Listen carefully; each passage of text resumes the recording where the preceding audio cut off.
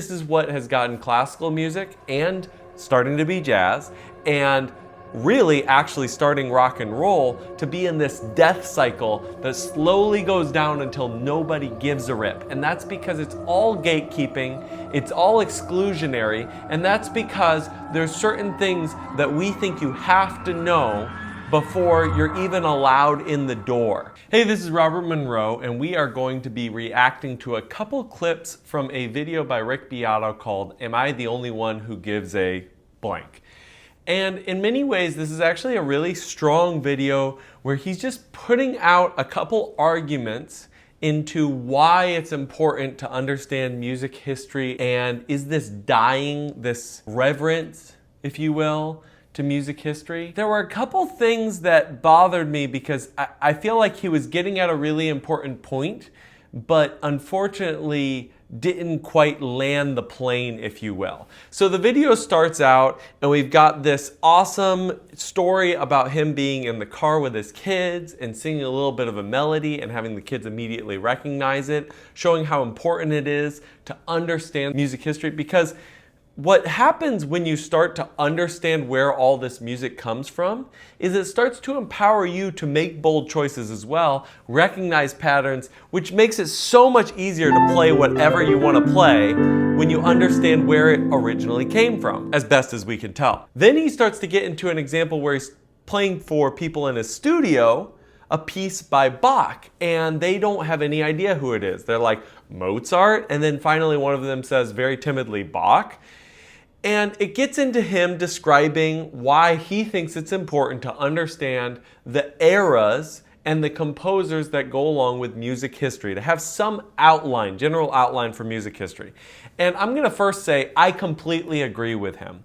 But I wanna help define this a little bit more because the way that he does it drives me just a little crazy. He's not the only one. Sorry, Rick, it's not just you. I'm just using this as a jumping off point. Let me play a couple clips and let me respond to them. Go back with classical music, since most music rules in Western music are based on the things that Bach did in his lifetime, the pieces that he composed. I will completely agree with that and co-sign that. I think Bach is this formative figure that even 500 years from now we will reference as kind of the birth of modern Western music. And there was no one like him. Whatever you want to say, however you want to put it, Bach is the dude. He's the GOAT. Undisputed. Completely agree. There are things that I think that people should know, these style periods, at least a few of them, and maybe some of the composers associated with them. And why do I think that? It probably goes back to the time when I did my first college audition. I was humiliated by the fact that I didn't know that I needed to learn a piece from 3 different style periods on classical guitar. First of all, I'm gonna fully relate to Rick here. The truth is the whole audition process for getting into school is something that you almost need like a Sherpa, a mentor, almost a spiritual guide to get through. And that's just because it's kind of shrouded in mystery and you really need someone who's been there before to help guide you through it. And I heavily resonate with this. And in many ways, I think the reason why I was able to be successful is I did end up finding a teacher that understood the audition process. And so I extensively prepared for exactly what it was. But honestly, even that was because the brother just older than me, my brother William, he basically tried without that type of guide and was not able to get in because, again, of misunderstandings like Rick is mentioning here. Now that could be the Renaissance, the Baroque, the classical era. It could be just any 3. But what did I do? I played 3 pieces from the Baroque era. Because of that, I didn't get into college. And so when I eventually did re-audition and get into college, it was really important to me to know about these different eras, at least of classical music, and then of course of jazz, and then of popular music, of all the different eras of popular music. This is where the disagreement starts to take place. It's not that I disagree that it's unimportant to learn all of this history and to categorize it. I actually think categorization and picking words that most people agree are the right words to use is actually extremely powerful and something that we need to do more of, not less of, in the 21st century. But where I disagree with Rick, although I sympathize so much, is we can't keep perpetuating this trauma cycle as to the why.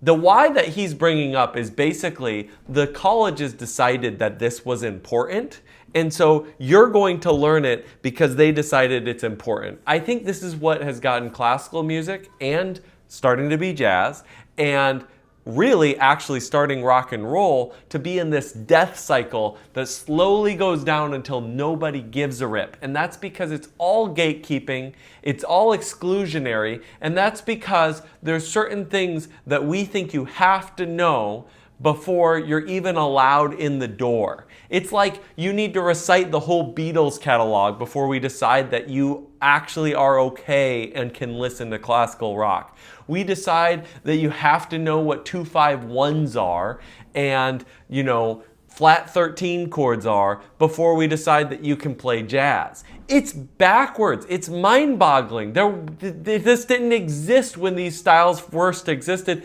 As I'll get into a little bit later, Baroque people didn't know they were in the Baroque era. Classical people didn't know they were in the classical era. Actually, Romantic people did know because it was a term that they used to differentiate from the music before. It was basically a propaganda, advertising, marketing campaign, as most of these labels really finally eventually ended up being. But before we get into the nitty-gritty, I just had to say, Rick, with all due respect, we need to stop teaching that this is important because of bad experiences we had in the past where people told us it's important, and then actually get into the nitty-gritty of why. Why does it matter to a 12-year-old who's learning a Alex Warren song for the first time? Why do they care who Bach is? That's what I want to get into. It's important to know these things. To me, anyways, at least to have some historical kind of understanding of how music evolved. Now that part I totally agree with. Having some historical understanding of how music evolved, I think that's really the ticket. We're trying to get a categorical understanding of music, because if we can turn all of this knowledge into nice, neat little compartments, guess what? That's not actually how music works, but it's basically how we organize things. Think about like cooking. You're going into your kitchen, you're about to cook some delicious dish, but what you realize is, your cinnamon's over in this cabinet, your black pepper's over there, your salt's over there, you've got the oil in the refrigerator, you got your eggs in the pantry. It's not organized, and because of that, it's very difficult to cook. I'm sure everyone has had the experience of going into their friend's house and asking where the trash can is. Why? Because nobody has figured out one dumb place to put the trash can. The closest I think that people have agreed to is some drawer near the kitchen in like a pull-out, right? But it's all culturally defined and it changes, and it's annoying. Why is it annoying? Because we haven't done it. Is there a right place to put the trash can? No. But having one makes life a lot simpler, makes life make a lot more sense. That is why these historical eras are so important. Are they arbitrary? Absolutely. But their arbitrariness helps us to organize the music. And if enough people agree, then they become culturally important, and that's really where we can go from. I want to watch one more clip, and then I want to rant. One of my friends earlier today, I said, who was born first, Bach, Mozart, or Beethoven? He said, Mozart. And I said, no. And I said, Bach was born first. Who came next? He said, this is like ultimate cringe material. If you have any classical background, it's hurting you to hear this. But anyway, let me finish the clip. Beethoven? I said, no, Mozart. They don't really overlap. Obviously, Mozart and Beethoven overlap. Not obviously, but Mozart and Beethoven overlap. But notice the obviously. Again, if you study music, you start to develop this attitude. And it's cool because you have a lot of ownership of music, which is very awesome, and it's super important to you. But it also comes across as a little arrogant and a little much. Because let's be honest, most people have not spent decades of their life looking through all these intricacies, even successful artists. And so we do have to make sure that we're not getting a little too elitist about all this stuff. At the same time, yes, I was cringing as well when the friend was describing not knowing at all the birth order of these different people. Bach, 1685 to 1750. Then Mozart was born 6 years after Bach died, 1756, and he died in 1791. Beethoven was born in 1770, so he overlaps with Mozart. He died in 1827. Why is it important to know these three composers? Because they're perfect examples of each style period. Bach was a Baroque composer, perfect example of the Baroque era. Mozart was a classical era composer, and Beethoven really started as a classical era composer, but he brought in the Romantic era. That's why these three figures are so important. And I think this is where I disagree with Rick the most, and that is they are not perfect examples of these eras. Now, they are the poster childs of those eras, but in many ways, in many ways, all three of them blow up and expand beyond what those eras were known for. People like Handel would have been far more indicative of the Baroque era, or Scarlatti. People like Haydn during the classical era. And then composers, of course, like Chopin, a little bit later on, are more indicative of the Romantic era. Why do we use Bach, Mozart, and Beethoven to define these dates and to build upon? It's because of their massive influence all the way to this day. It turns out playing by the rules and doing what is the correct thing to do in the era is kind of boring. Those Rick clips were awesome, and I would say go ahead, go over, watch the whole video, because it's a nice video and he plays this gorgeous song from Bach, which I highly recommend. Honestly, just listen to Bach. That's all you need to do. Just listen to Bach. That's all you got to do. But I want to talk about, first of all, misconceptions about where these era names came from. Then I want to talk about why I personally think that they are important to learn. Why I think it's important to understand when composers lived.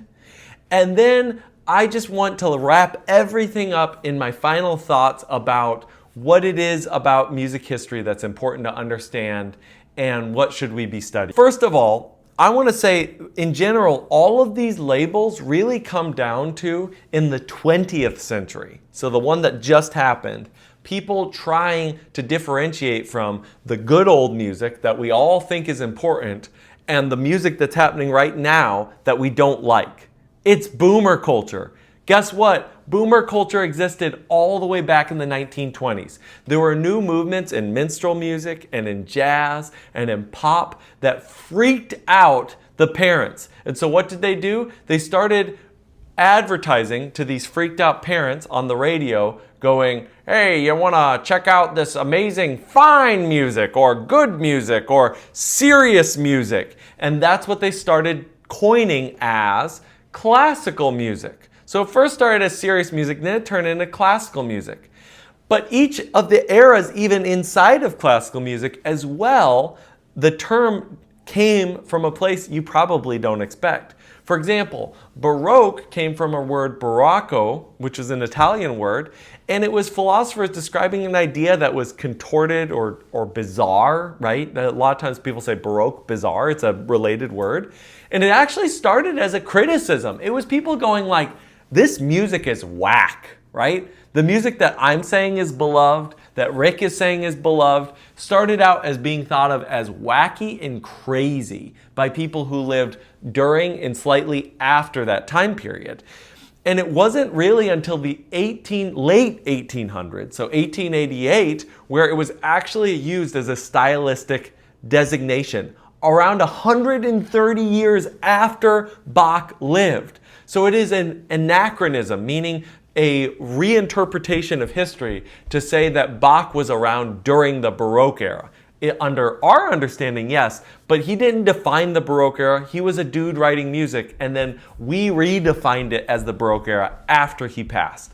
The classical era was actually coined near the end of the classical era, in what we call it, so the 1830s. And that was because they wanted to differentiate the Romantic era, the music that was starting to become popular there, where it was filled with emotion and the melody was soaring. It was okay to break the form a little bit, from the kind of hoity-toity, follow the rules composers of the past. And so again, it was almost a marketing thing, right? A marketing ploy.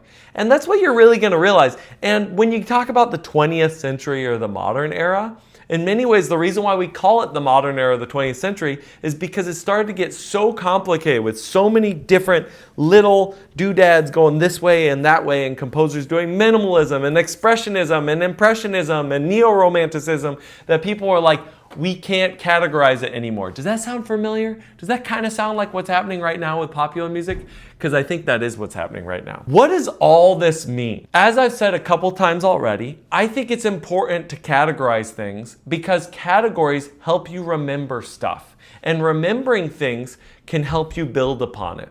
Think about it as building blocks. If you just throw a bunch of blocks on the floor with no structure, it's not going to get very high. But the moment you start to stack them, they start to go up. And if you actually form a nice structural pattern, you can actually build somewhere. So these terms form a foundation that we can build upon. So do I want these terms to die? No. But do I want to lose the elitism that exists, that is kind of almost permeated because of the reverence to these terms?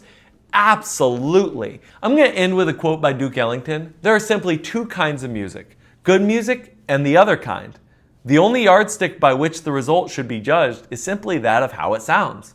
If it sounds good, it's successful. If it doesn't, it has failed.